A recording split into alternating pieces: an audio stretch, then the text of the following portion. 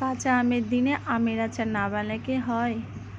তাই আমিও খুব সহজ ওয়েতে এই আমের আচার রেডি করেছি। তোমরা যদি চাও এই রেসিপি ফলো করে খুব সুস্বাদু একটা আমের আচার বানিয়ে নিতে পারো। আসসালামু আলাইকুম এভরিওয়ান, কেমন আছেন? এই আচার রেডি করতে আমি 4 কেজি কাঁচা আমকে প্রথমে এইভাবে করে কেটে নিয়ে পানি ঝরিয়ে রেখেছি, যাতে সব পানি ঝরে যায়। দেন কিছু পাঁচফোড়ন মশলাকে, গোটা মশলাকে আমি ঢেলে নিয়ে ব্লেন্ডার করে নিলাম। এই আচার রেডি করতে আমি একটা উপাদান ইউজ করেছি, গোটা ধনিয়ার গুঁড়া, যেটা আচারের স্বাদকে অনেক দ্বিগুণ বাড়িয়ে দেয়। সেটাকেও ঢেলে নিয়ে ব্লেন্ডার করে নিলাম।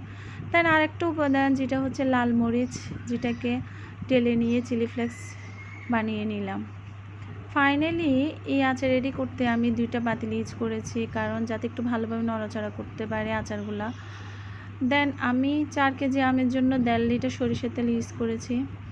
এবং প্রত্যেক পাতিলে আমি মেজারমেন্ট করে কাপে 5 কাপ চিনি দিয়েছি, যাতে আচারের টক, ঝাল, মিষ্টি সবটা ফ্লেভারে পাওয়া যায়। তোমরা চাইলে মেজারমেন্ট ফলো করলে একটা সুস্বাদু আমের আচার রেডি করে নিতে পারো খুব সহজে। এতে আচারে যখন চিনিটা দেওয়া শেষ, দেন আমি কিছুটা লবণ অ্যাড করেছি। এটা তোমাদের স্বাদ অনুযায়ী, কারণ অনেকে লবণ বেশি খায়, আবার অনেকে কম খায়, সো এটা তোমাদের উপর ডিপেন্ডেন্ট। দেন চিনিগুলোকে আমি একটু হালকাভাবে তেলের সাথে মিশিয়ে নিলাম।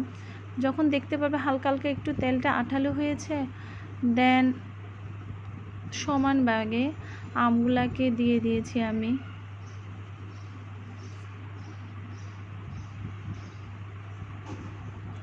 এরপর একটু হালকাভাবে নেড়ে চেড়ে নিয়ে যখন দেখা যাবে আমের সাথে তেলটা কিছুটা মিশে গিয়েছে, দেন আমি প্রত্যেকটা উপাদান একে একে দিয়ে দিলাম। ফার্স্টে আমি গোটা ভাজা ধনিয়া গুঁড়াটাকে দিয়ে দিলাম।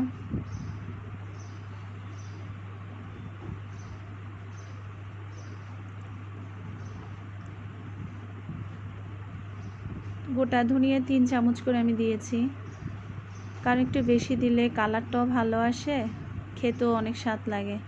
দেন 2 চামচ করে পাঁচফোড়ন মশলা, দুই পাতিলেই আমি সমানভাবে দিয়েছি, যাতে মেজারমেন্টটা ঠিক থাকে। অ্যান্ড 2 চামচ করে চিলি ফ্লেক্স। সব কিছু উপাদান যখন দেওয়া শেষ, তখন আমি ভালোভাবে নেড়ে চেড়ে মিশিয়ে নিলাম। এরপর ঠিক 10 মিনিট